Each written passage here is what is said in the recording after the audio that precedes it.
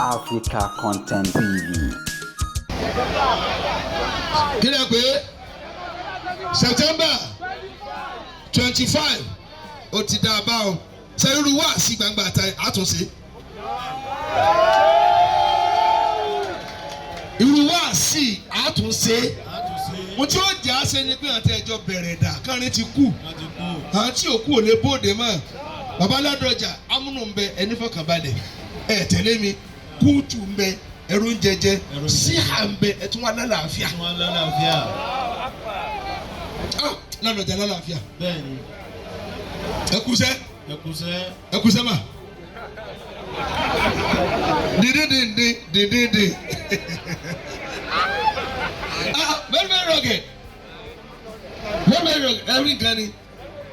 Wọ́n nǹkan mẹ́ta tí mo sọ ni amúnú wà ọkàn Bàbá Ladoja balẹ̀ kúùtù wà wọ́n rí jẹ wọ́n rí bù jẹ wọ́n lè bùn yàn bẹ̀ sí àtúnwá wà kòkó náà tí ẹjọ́ bẹ̀rẹ̀ tí ẹni mẹ́tẹ̀ẹ̀ta mọ́ ohun tí ó jẹ́ ṣe tààrà nù wá ẹ wàá kó ẹ̀bùn kalẹ̀ ẹ wà máa ha èlò lè fẹ́ ná 500 million mo ti bá náà kalẹ̀.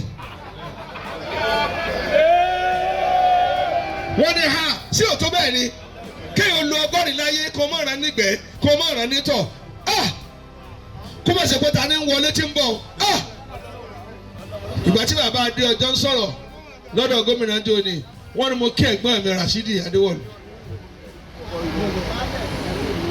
bẹ́ẹ̀ ti sọ lójú gbogbo èèyàn nu àbí ẹ̀wọ̀n tó rí ìfọ̀kànbalẹ̀ wà fún yín ẹ gbọ́ ẹ̀rí jẹ́rí mu ẹ tún wá lálàáfíà mélòó ẹgbẹ́ yín ló ráyè débi tó ní mọ́ Ọlọ́run ti tì mọ́ yàrá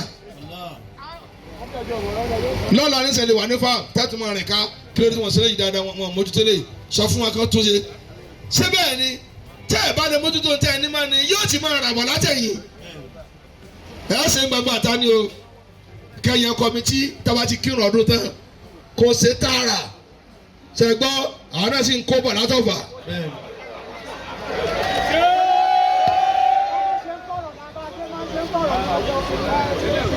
University àti for scholarship ó kọ́ wọ́n wà mí ta ni kò mọ̀ sí lọ́dọọdún nìyẹn adúgbò fọlọ́ pa àríṣe ẹjọ́ tẹ́wọ́ àdúrà kẹ́yọ̀ǹda mi.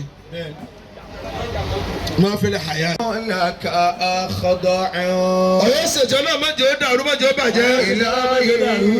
wọ́n ti ṣe àmì ti lọlé. Alhaji Abdullahi àwọn náà ti débẹ̀. àti débí. onímọ̀ fóònù mi sáà gbogbo ọjà yẹ bọ̀ rẹ̀. Abdullahi ọmọ Ladoja. Abdullahi ọmọ Ladoja. ó lè pè mí nígbà 50 lójúmọ́ nígbà mi. ọ̀rẹ́ Dr. Kamal. sọ́wọ́n dán olóòbí ń dán olóòbí ẹ̀sẹ̀. ọ̀rẹ́ Mufti.